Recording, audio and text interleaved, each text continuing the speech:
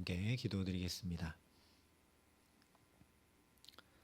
아버지 하나님, 오늘도 내 걸음 주님 인도하시고 오늘도 내 삶 여전히 주님 붙들고 계심을 의심치 않고 믿음으로 살고자 이 시간 주 앞에 엎드려 자비와 긍휼을 구합니다. 주의 말씀에서 우리에게 믿음이 더해짐을 믿사오니 이 시간 그 생명의 말씀으로 우리를 먹여주시고 성령께서 오늘도 우리가 주의 자녀임을 증언해 주심을 믿사오니 성령으로 충만케 하시사 오늘도 좌우로 치우치지 아니하고 오직 걸음걸음마다 주님 붙드시고 인도하심 가운데 복된 삶 살아갈 수 있도록 이 시간 우리 가운데 함께 하시고 역사하여 주시옵소서. 예수님 이름으로 기도합니다. 아멘. 오늘 우리에게 주시는 하나님 말씀은 사사기 12장 7절부터 15절까지 말씀입니다. 사사기 12장 7절부터 15절까지 말씀을 제가 봉독해 드리겠습니다. 하나님의 말씀입니다. 입다가 이스라엘의 사사가 된 지 6년이라 길앗 사람 입다가 죽음에 길앗에 있는 그의 성읍에 장사되었더라. 그 뒤를 이어 베들레헴의 입산이 이스라엘의 사사가 되었더라.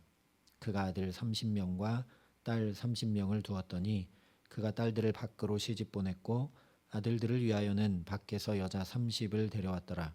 그가 이스라엘의 사사가 된 지 7년이라 입산이 죽음에 베들레헴에 장사되었더라.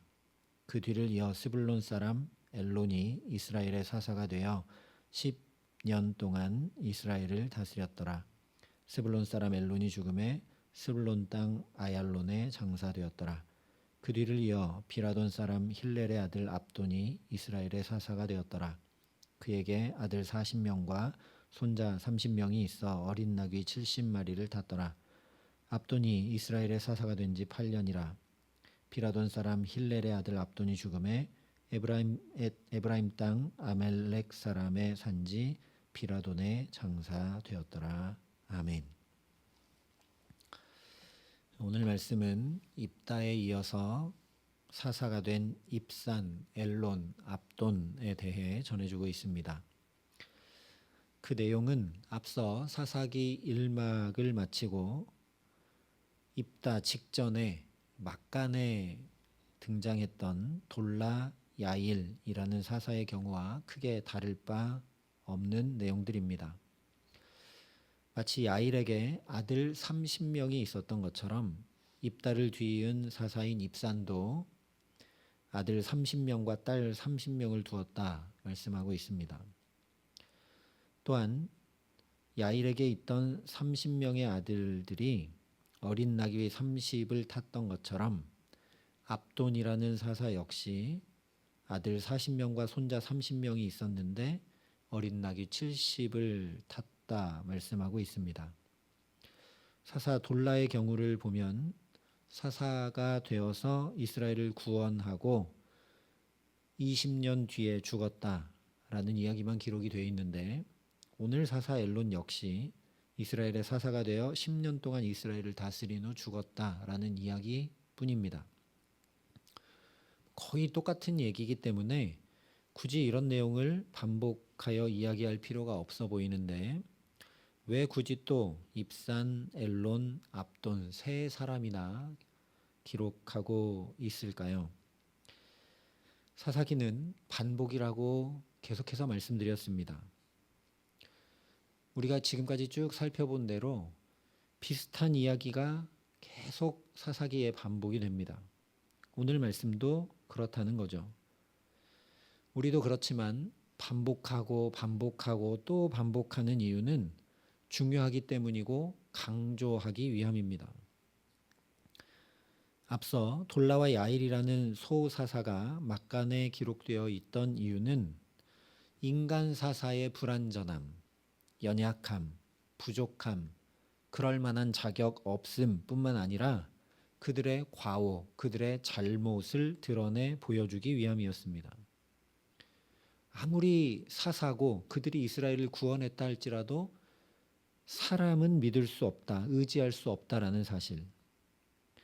아무리 하나님의 구원을 그가 나타내 보였다 할지라도 그 인생이 끝까지 신실하고 온전하기 어렵다라는 것을 알게 하시기 위함이었습니다. 또한 어떤 자격이나 능력이나 공로가 있어서 사사로 부름받고 주의 구원의 통로로 사용된 것이 아니다라는 것을 말씀해 준 것이죠. 오늘 말씀도 마찬가지입니다. 그렇기 때문에 오늘 말씀을 자세히 들여다보면 오히려 사람으로서는 앞선 사사들보다 훨씬 더 가망성 없는 모습들을 보여줍니다.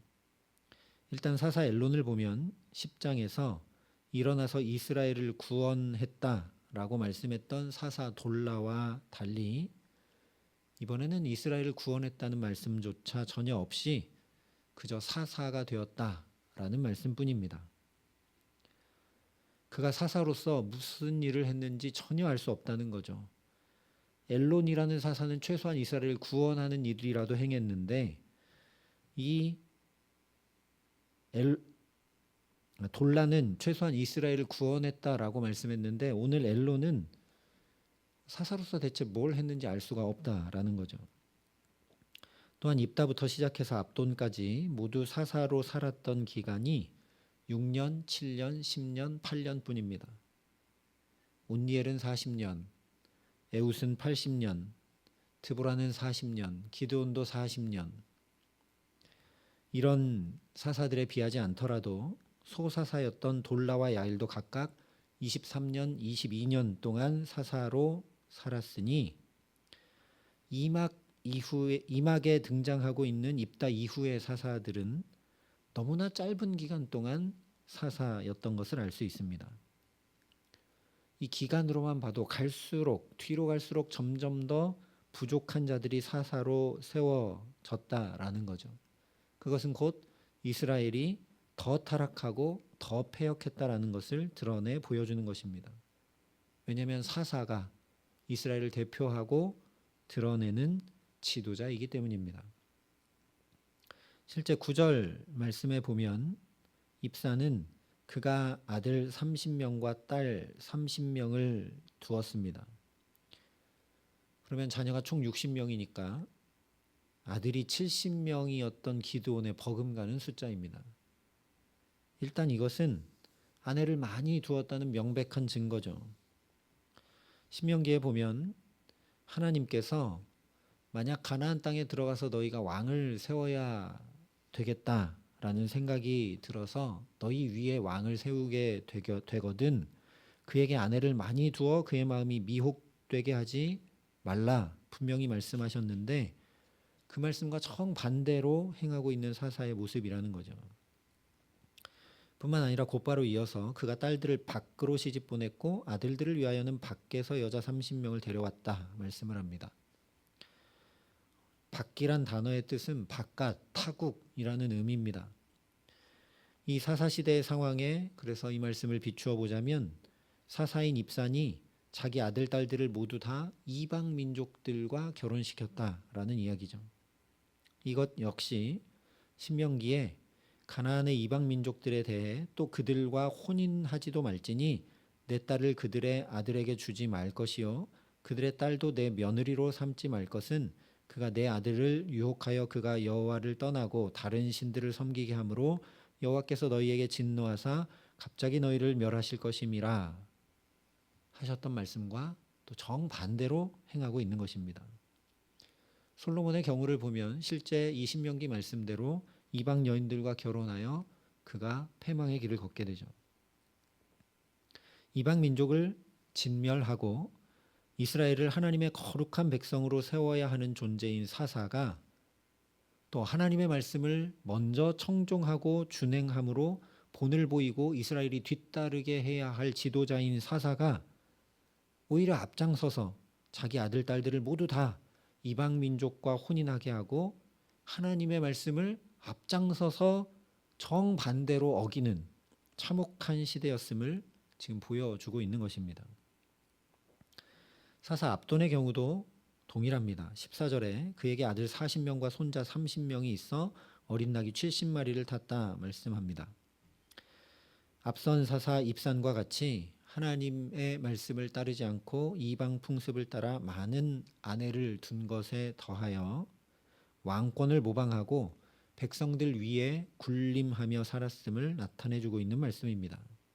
왜냐하면 이 당시 나귀는 매우 귀한 탈 것이었기 때문입니다.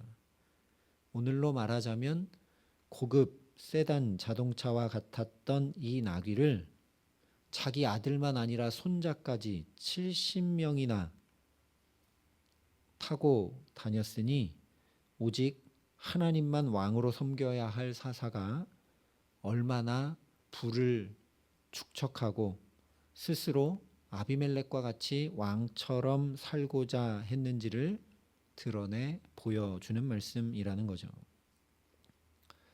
그래서 이렇게 사사기의 흐름을 쭉 보면 인간은 어떻게 하느냐? 하나님의 은혜를 입고도 계속해서 죄를 반복하고 또 반복하고 점점 나빠집니다.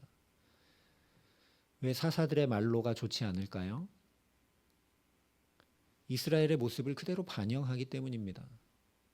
이스라엘이 하나님의 은혜를 입고 구원을 받으면 잠깐 우상을 안 섬기다가 또 곧바로 마음이 편해지면 우상을 향해 달려가고 이스라엘의 압제를 받았던 사사기에 반복되는 모습과 똑같이 사사들도 뒤로 갈수록 점점 더 그 끝이 하나님과 거의 상관없는 삶을 살죠.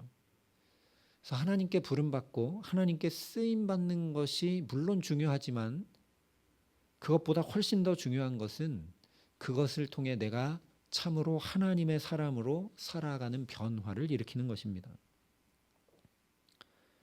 그렇지 않으면 이 사사기가 전체를 통해 보여주고 있듯이 점점 나빠집니다.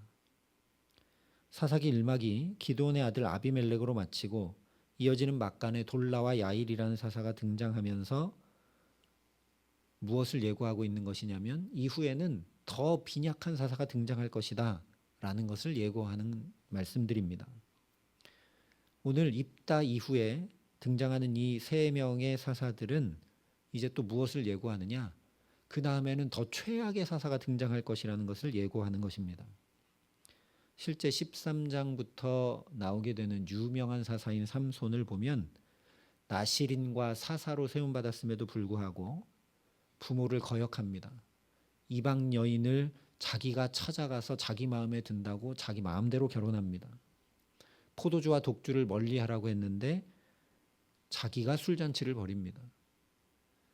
자기 머리에 삭도를 대도록 방조합니다. 명백한 죄악을 이처럼 스스로 당당히 행하는 지금까지 등장했던 사사들과 비할 수 없이 최악인 사사인 삼손이 등장합니다. 계속 내리막길을 걷는다는 거죠. 그러니까 우리가 주목해야 될 것은 뭐냐? 이 죄인들이 반복하고 있는 죄악된 모습이 결코 아닙니다. 사사기는 그것을 얘기하고자 하는 게 아니라는 겁니다. 하나님의 사람인 구원자로 세움받은 사사마저도 이렇게 기울어져 가고 죄 가운데 행하고 있으니 아무 소망과 아무 기대도 그들을 향해서는 가지지 말라는 말씀입니다. 이런 죄인들 가운데 하나님께서 어떤 일을 행하고 계시는지 그것을 보라는 거죠. 오늘 말씀이 죄인들의 반복 속에 하나님의 반복이 무엇인지 명확히 보여주고 있는데 그것은 바로 이런 자들이 사사가 되었다라는 말씀입니다. 오늘 말씀에 여러 차례 사사가 되니 사사가 되었더라 계속 반복하여 나옵니다. 어쩌면 어울리지 않는 것 같아 보이는 입다, 입산, 엘론, 압돈 모두 사사가 되었다 분명히 말씀을 합니다.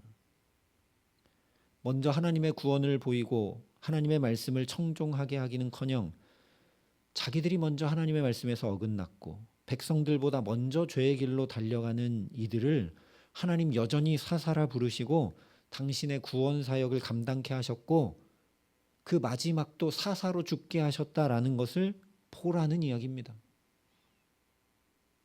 그야말로 그러나 죄가 더한 곳에 은혜가 더욱 넘쳤다 하신 말씀 그대로입니다. 그러니 오늘 말씀은 개인과 공동체도 시대와 상황도 점점 더 암울해져 가고 소망의 빛은 꺼져가는 것만 같아도 거기 여전히 하나님 살아 역사하고 계시고 여전히 하나님 구원하고 계시는 것을 보라 소리 높여 선포하고 있는 말씀입니다. 아무 소망 없어 보이는 인생도 공동체도 시대와 세대도 그래서 우리가 보기에는 망해갈 것 같지만 하나님께서 붙드셔서 망하지 않고 계속해서 살 길을 얻으며 구원의 은총을 덧입게 됨을 보라는 것이 이 사사기의 말씀입니다. 그래서 어쩌면 주요 사사들보다 이 막간에 등장하는 사사들이 더 중요합니다. 그들은 한 일도 별로 없고 오히려 더 패역한 일들을 행했는데도 하나님이 하나님의 사사라고 말씀하시기 때문입니다. 오늘 우리도 마찬가지입니다. 우리라고 별로 나을 게 없습니다. 예수 믿으면서 내 삶이 점점 나아지고 있나 되돌아보면 우리도 이스라엘 백성들처럼 사사처럼 하나님의 택함 받은 백성이고 하나님의 부름 받은 사람들인데 어쩌면 점점 더 나빠지고 있는 모습들도 있는 것 같아 보입니다. 그러나 여전히 그들을 사사라 부르시고 이스라엘 택한 백성이라 부르시고 그 거룩한 민족을 또 이 사사라는 인생을 사용하시는 것과 똑같이 우리의 작은 삶, 어쩌면 참 못난 이 삶도 여전히 하나님의 존귀한 자녀라 부르시며 붙들고 계신다라는 말씀입니다. 성령이 친히 우리의 영과 더불어 우리가 하나님의 자녀인 것을 증언하신다 분명히 말씀합니다. 오늘 이렇게만 살펴봐서 그렇지 이렇게 못나 보이는 사사들도 사실은 사사의 사사기 이 암흑 시대 가운데 별처럼 빛나는 빛들이었습니다. 그러니 어차피 부족하고 연약하고 죄 가운데 있을 수밖에 없는 것이 바로 내 인생임을 분명히 알아 더욱 간절히 하나님을 찾고 구하고 의지함으로 또 오늘을 살아가게 하시기를 간절히 기도합니다. 그래서 사사기의 이스라엘 백성들과 사사들이 그 연약함과 죄악에도 불구하고 오직 하나님의 손에 붙들리고 또 붙들리는 그들이 어떤 노력을 하거나 어떤 공로를 세워서가 아니라 하나님이 전적으로 또 붙들어 주시고 또 붙들어 주시고 또 사사라 불러주시고 또 사사를 보내주시는 그 은혜와 반복 가운데 망하지 않고 살게 되었듯이 저와 여러분도 주의 구원, 주의 은총만 덧입어 살게 하시는 우리의 모든 삶 되게 하시기를 우리 구주 예수 그리스도의 이름으로 간절히 축원합니다. 함께 기도하시겠습니다. 아버지 하나님, 그저 입술로만이 아니라 나의 갈 길 다가도록 예수 인도하신다 라는 이 복음, 이 구원의 선포, 그것을 조금도 의심하지 않는 믿음 가운데 오늘도 주님의 자녀로 살기를 간절히 소원합니다. 하나님, 나는 어차피 이 사사들처럼 이스라엘 백성들처럼 연약하고 부족하고 어쩌면 점점 더 나빠지는지 모르겠습니다. 그러나 나를 포기하지 아니하시고 또 붙드시고 또 일으켜 세우시고 또 함께 하시는 그 주님의 은혜로 오늘도 이렇게 새 생명 얻어 살게 하심을 분명히 깨달아 알고 그러니 죄 가운데 방주하는 것이 아니라 그 하나님을 더 열망하고 목말라 구하고 찾으며 주님의 은혜와 구원을 덧입어 살아갈 수 있도록 이 기도의 시간 주님께로 더 가까이 붙들어 주시고 성령으로 충만케 하시며 함께하여 주시옵소서. 이제는 주 예수 그리스도의 은혜와 하나님의 사랑과 성령님의 교통하심이 여기 머리 숙여 주의 붙드시는 은혜로만 살기를 소원하고 결단하는 여기 모인 모든 주의 성도들과 사랑의 빛 교회 모든 교우들과 이 나라 이 민족과 이 귀한 복음을 오늘도 세계 만방에 전하시는 선교사님들 가운데 이제로부터 영원토록 함께 하시기를 간절히 축원하옵나이다. 아멘.